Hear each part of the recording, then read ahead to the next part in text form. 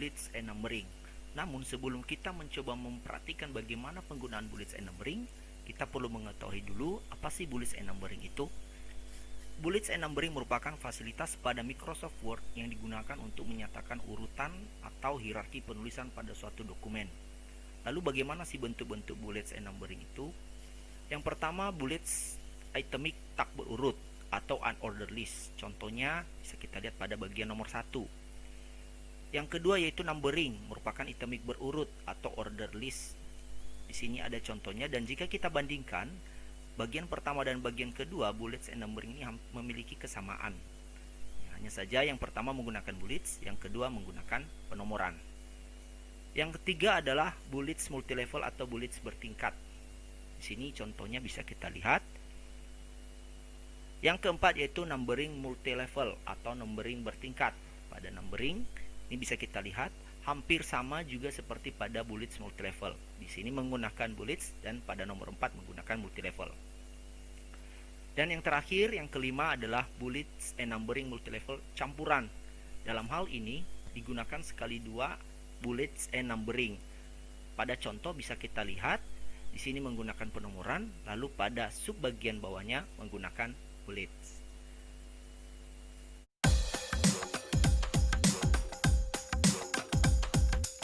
Kita akan mencoba memperhatikan bagaimana penggunaan bullets. Di sini saya akan mencoba memberikan contoh penggunaannya.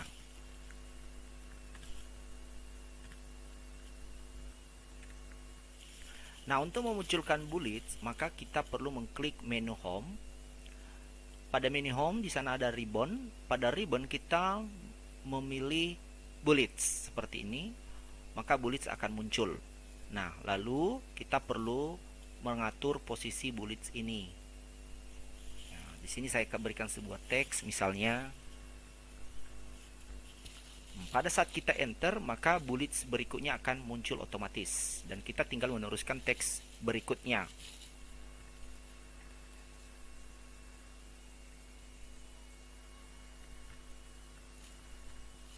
Nah, sangat gampang sekali bagaimana penggunaan bullets ini. Yang berikutnya yaitu penggunaan numbering. Nah, di sini juga saya akan mencoba memberikan contoh penggunaan numbering.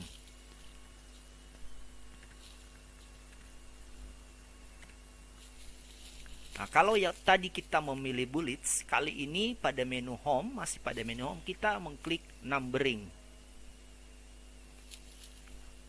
Sama halnya kita perlu mengatur posisi. Saya akan berikan teksnya.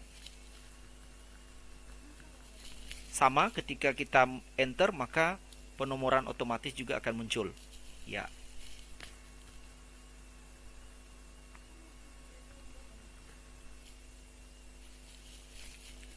Nah, ini adalah penggunaan numbering. Jadi hampir sama bagaimana penggunaan pada bullets tadi. Nah, hanya saja ini berbentuk bullets, yang kedua ini berbentuk numbering atau penomoran. Yang ketiga yaitu bullets multilevel. Ini bertingkat ya. Bulletsnya bertingkat. Kita akan coba, saya berikan sebuah contoh.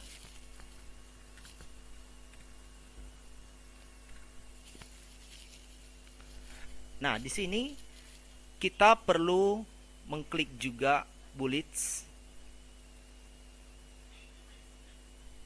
Nah, seperti ini, dan kita perlu mengatur posisi jika kita inginkan dokumen kita lebih rapi sesuai dengan keinginan atau kebutuhan kita. Saya akan berikan satu contoh. Nah, artinya pada bagian ke-1 ini dia memiliki subbagian lagi.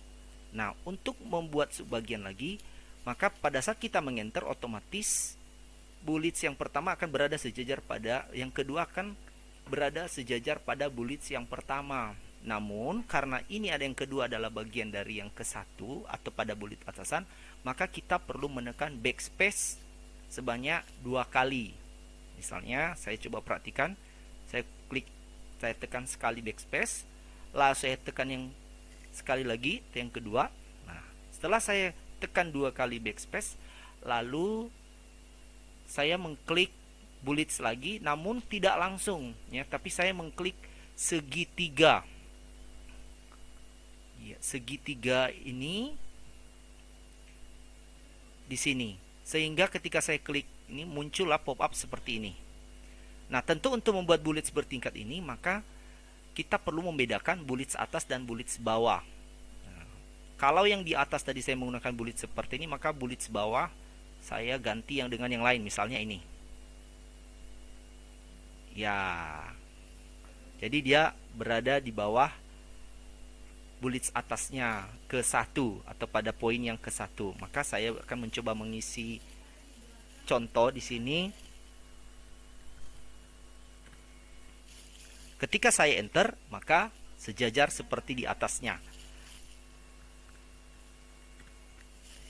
Nah, seandainya saya ingin melanjut pada poin yang kedua, bukan item 3, kedua, maka ketika saya enter, posisi dari bullets masih berada pada posisi bullets yang atasnya atau pada item 2. Maka saya perlu melakukan atau menekan tombol backspace. Tapi kali ini saya akan mencoba menekan tombol backspace sebanyak 3 kali. 1 kali, 2 kali, 3 kali. Lalu saya mengklik bullets lagi, namun bullets yang saya pilih harus sesuai seperti pada bullets yang ke-1. Saya akan coba. Ya, kenapa? Kalau saya pilih bullets yang sama, maka posisinya akan sama seperti pada item 2. Lalu, tapi saya mengarahkan ke seperti pada bullets yang ke-1. Nah, ini. Hanya saja saya perlu melakukan pengaturan posisi biar sama seperti pada posisi bullets yang ke-1. Nah, lalu saya coba mengisikan sebuah teks. Sama halnya ketika saya enter, otomatis berada pada posisi bullets kedua. Namun untuk membuat itemnya seperti pada posisi bullets yang ke-1, maka saya perlu melakukan backspace 2 kali. 1 kali, 2 kali, lalu saya mengarahkan pada bullets. Saya memilih segitiga ini, lalu saya pilih bullets yang berbeda lagi. Ya, lalu saya mengisikan contoh di sini.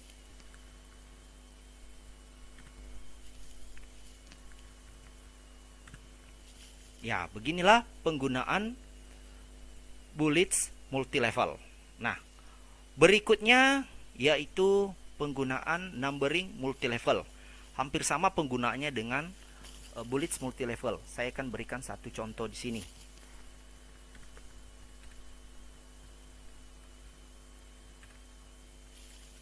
Saya akan mengklik numbering.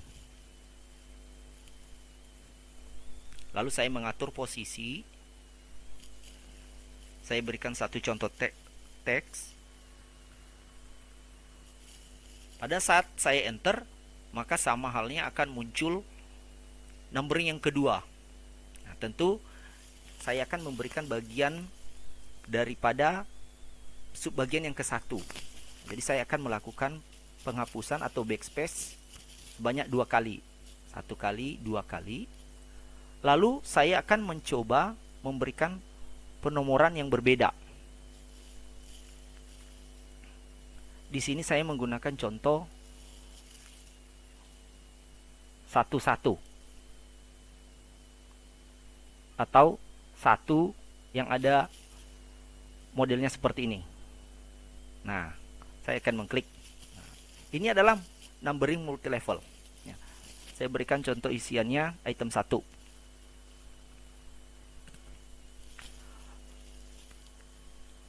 Saya lanjut ke item 2.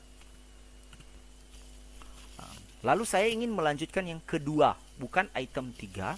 Sama halnya ketika saya enter, maka saya melakukan penghapusan backspace sebanyak 3 kali. 1 kali, 2 kali, 3 kali. Lalu saya mencoba mengisi 2 titik spasi. Nah, saya perlu melakukan pengaturan posisi lagi supaya posisinya sama dengan bagian yang ke-1. Di sini saya berikan isian kedua.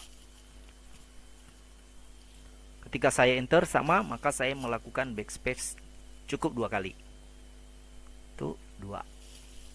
Lalu saya mengklik numbering lagi, namun segitiga saya arahkan di sini, lalu saya pilih model seperti ini. Ya, saya lanjutkan di item 3 misalnya. Nah, dan seterusnya. Begitulah cara penggunaan numbering multilevel. Yang terakhir atau yang kelima yaitu campuran ya, bullet dan juga numbering. Nah, ini akan saya pergunakan dua-dua secara sekaligus. Saya akan berikan sebuah contoh.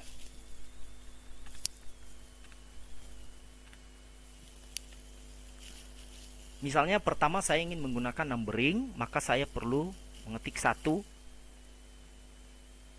titik lalu saya spasi. Ya, otomatis pindah karena dia mendeteksi, Microsoft Office Word mendeteksi ini adalah penomoran otomatis. Maka saya perlu merapikan posisi. Saya berikan contoh teks.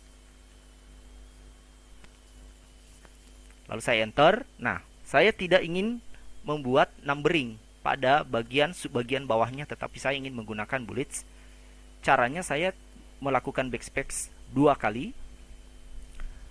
Namun saya tidak mengarahkan pada numbering, tetapi saya mengarahkan pada bullets. Lalu saya mencoba mencari contoh satu bullet seperti ini atau seperti ini. Lalu saya mengisikan bagiannya, misalnya item 1, item 2.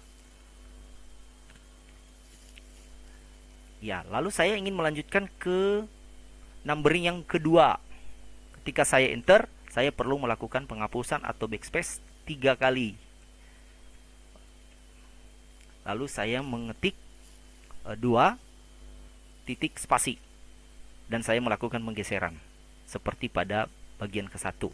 Dan saya akan mencoba mengisi di sini kedua. Ketika saya enter, maka untuk membuat subbagian dari yang kedua, saya menghapus atau menekan backspace 2 kali. Lalu saya mengklik segitiga bullets. Lalu saya memilih seperti pada subbagian yang ke-1.